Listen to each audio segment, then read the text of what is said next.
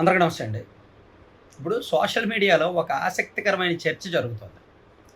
అదేంటంటే ఎంజీఆర్ గారి party AIADMK. So, ఆ పార్టీ పెట్టిన తర్వాత ఎంజీఆర్ గారు ముఖ్యమంత్రి అయ్యారు. 10 ఏళ్ల తర్వాత ఆయన మరణించారు. ఆయన మరణించిన తర్వాత ఆ పార్టీ పగ్గాలు జయలలిత గారు చేపట్టారు. సో, ఎంజీఆర్ పార్టీ పెట్టిన తర్వాత అధికారంలోకి వచ్చిన తర్వాతనే జయలలిత గారిని తన పార్టీలోకి ఆహ్వానించి, తన పార్టీలోకి తీసుకొని 1984లో తను ముఖ్యమంత్రిగా ఉన్న సమయంలోనే జయలలితకు రాజ్యసభకు పంపించారు. అన్నాడీఎంకే తరఫున రాజ్యసభకు నామినేట్ చేశారనమాట.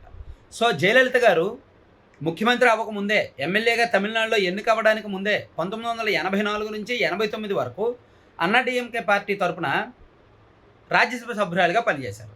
ఆ తర్వాత 1989లో ఈ 87లో ఎంజీఆర్ మరణించారు. ఆయన మరణానంతరం ఆ రాష్ట్ర రాజకీయాల్లో గ్యాప్ వచ్చింది. పార్టీకి సరైన లీడర్షిప్ కొరవడింది.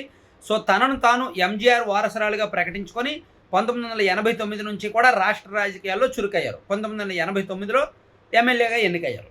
సో, ఆ తర్వాత పూర్తిగా ఆమెదే ఏకఛత్రాధిపత్యం. అన్నాడీఎంకేలో తిరుగులేదు ఆమెకు. ఆమె మాట ఎవ్వరూ కూడా కాదనేవారు కాదు. అమ్మ అమ్మ అమ్మ పార్టీలో సాధారణ కార్యకర్త దగ్గర నుంచి పెద్ద స్థాయి నాయకుడైనా, వయసులో పెద్దవాడైనా సరే ఆమె దగ్గరకు వెళ్ళి చేతులు కొట్టుకొని అమ్మ అనాల్సిందే. సో, ఎంతగా ఉండేదంటే ఆ ప్రాంతీయ పార్టీలో ఒక విపరీతమైన నియంతృత్వం ఆ పార్టీ నుంచే మొదలైంది. పార్టీలో నాయకుడు కానీ, లేదా ఎమ్మెల్యే కానీ, లేదా మంత్రి కానీ ఏదైనా ఒక చిన్న రిబ్బన్ కటింగ్కి వెళ్ళాలన్నా, ఒక ప్రైవేట్ ఫంక్షన్కి వెళ్ళాలన్నా, ఒక చిన్న మాట మాట్లాడాలన్నా సరే పార్టీ నుంచి ఇన్స్ట్రక్షన్స్ రావాల్సిందే. అమ్మ దగ్గర నుంచి ఇన్స్ట్రక్షన్స్ రావాల్సిందే. అమ్మ చుట్టూ కొంతమంది ఉంటారు, శశికళ లాంటి వాళ్ళు. వాళ్ళ ఇన్స్ట్రక్షన్స్ వస్తేనే ఫాలో అయ్యేవారు. సో, అంత సీరియస్గా, అంత మోనోపలిజంగా, అంత నియంతృత్వంగా, అంత ఏకఛత్రాధిపత్యంతో ఆమె పార్టీని నడిపించారు. సో, అలా సక్సెస్ అయ్యారు, ఫెయిల్ అయ్యారు, అన్నీ ఉన్నాయి. ఇప్పుడు నేను ఎందుకు చెప్తున్నానంటే, ఎంజీఆర్ గారు సినీ నటుడిగా తిరుగులేని వ్యక్తి. మన తెలుగులో ఎన్టీఆర్ ఎంతటి క్రేజ్ ఉందో తమిళనాడులో ఎంజీఆర్ గారికి అంతే క్రేజ్ ఉంది. సో, ఆయనకు కూడా మాస్ ఇమేజ్ ఉంది, కమర్షియల్. ఆయన 135కు పైగా సినిమాలు తీశారు, ఎన్నో నేషనల్ అవార్డులు వచ్చాయి. సో, అలాగే ఆ టైంలోనే ఎంజీఆర్ గారితో సహా దాదాపుగా 20కి పైగా సినిమాల్లో జయలలిత నటించారు. ఆ సాన్నిహిత్యంతో ఇద్దరి మధ్య కొంత రిలేషన్ కలిసి ఎంజీఆర్ రాజకీయాల్లోకి రావడం, ఆ వెంటనే జయలలిత కూడా సినీ కెరీర్ను ముగించుకొని రాజకీయాల్లోకి రావడం, రాజ్యసభ సభ్యురాలుగా వెళ్ళడం, ఇవన్నీ చకచక జరిగాయి అన్నమాట. సేమ్ ఇక్కడ ఇప్పుడు విజయ్ గత 35 ఏళ్ల నుంచి అనేక సినిమాల్లో యాక్ట్ చేశారు. సో, విజయ్ అండ్ త్రిష కాంబినేషన్లో 2006 నుంచి ఈ 2026 మధ్యలో దాదాపుగా 8 సినిమాలు అనుకుంటా వచ్చాయి. సో, ఇద్దరి మధ్య మంచి కెమిస్ట్రీ ఉంది, మంచి కమ్యూనికేషన్ ఉంది, అండ్ మంచి పేరు బాగుంటుంది. సో, ఇద్దరి మధ్య కూడా మంచి మంచి సినిమాలు వచ్చాయి. ఈవెన్ మన తెలుగులో హిట్ అయిన సూపర్ హిట్ సినిమాలు తమిళ్లో రీమేక్ చేసి విజయ్ త్రిష జంటగా నటించారు చాలా సినిమాల్లో. సో, వీళ్ళిద్దరి మధ్య ఆ కెమిస్ట్రీ ఉంది, ఆ సాన్నిహిత్యం ఉంది. సో, అలాగే టీవీకేలో బ్యాక్ ఎండ్లో త్రిష పనిచేశారు అనేది వాస్తవం. బ్యాక్ ఎండ్లో ఎలక్షన్ వార్ రూమ్లో ఆమె కీలక బాధ్యతలు నిర్వహించారు అనేది వాస్తవం. అభ్యర్థుల ఎంపిక దగ్గర నుంచి, ఫైనాన్షియల్ వ్యవహారాలు చూసిన దగ్గర నుంచి, బీజేపీ వాళ్ళు ఎన్నికలకు ముందు సంప్రదింపులు జరిపినప్పుడు వాళ్ళతో తెగేసి చెప్పడం దగ్గర నుంచి, కొన్ని ఇంటర్నల్ మీటింగ్స్ దగ్గర నుంచి చాలా కీలకమైన రోల్ పోషించారు త్రిష గారు అనేది వాస్తవం. సో, ఇప్పుడు విజయ్ సీఎం కాబోతున్నారు. ఆయన తిరుచి ఈస్ట్ నుంచి రిజైన్ చేస్తున్నారు కదా. సో, ఆ ఎమ్మెల్యే సీటుని అయితే తన తండ్రి చంద్రశేఖర్కి ఇస్తారు, లేదా త్రిషకి ఇచ్చే అవకాశం ఉంది.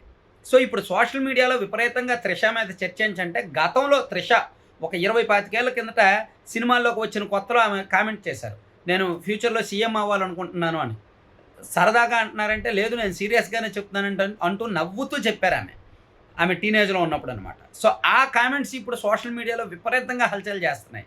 సో, అంటే ఎంజీఆర్ గారి తర్వాత జయలలిత ఎలాగైతే వచ్చారో, జయలలిత కూడా పెళ్లి కాల, జయలలిత కూడా ఎంజీఆర్తో సాన్నిహిత్యం ఉంది. అలాగే ఇక్కడ త్రిషకు కూడా పెళ్లి కాల, త్రిషకు కూడా విజయ్తో సాన్నిహిత్యం ఉంది. అండ్ విజయ్ పైగా తన భార్యకు విడాకులు ఇవ్వడానికి సిద్ధమవుతున్నారు.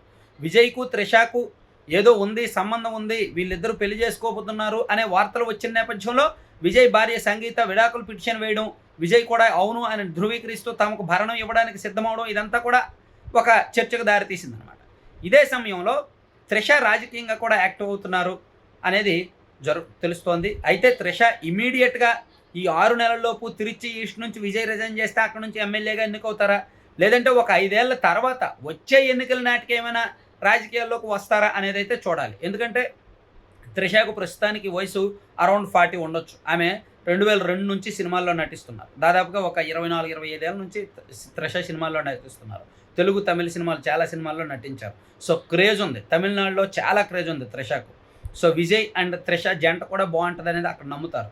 సో, అందుకని త్రిషకి ఇంక వేరేదేం లేదు. సినిమాలు ఇంకా ఇంట్రెస్ట్ లేకపోవచ్చు. చాలా యాక్ట్ చేశారు కాబట్టి. ఆమెకు రాజకీయాలు ఇంట్రెస్ట్ ఉంటూ చాలా స్పష్టంగా తెలుస్తోంది. కాబట్టి ఎంజీఆర్‌కు సన్నిహితురాలుగా జయలలిత ఎలాగైతే జీవితాంతం ఉన్నారో, ఆ తర్వాత బాధ్యతలు చేపట్టారో, విజయ్‌కి సన్నిహితురాలుగా త్రిష కూడా ఉంటారు. కీలకమైన బాధ్యతలు చేపడతారు అనేదైతే వాస్తవం.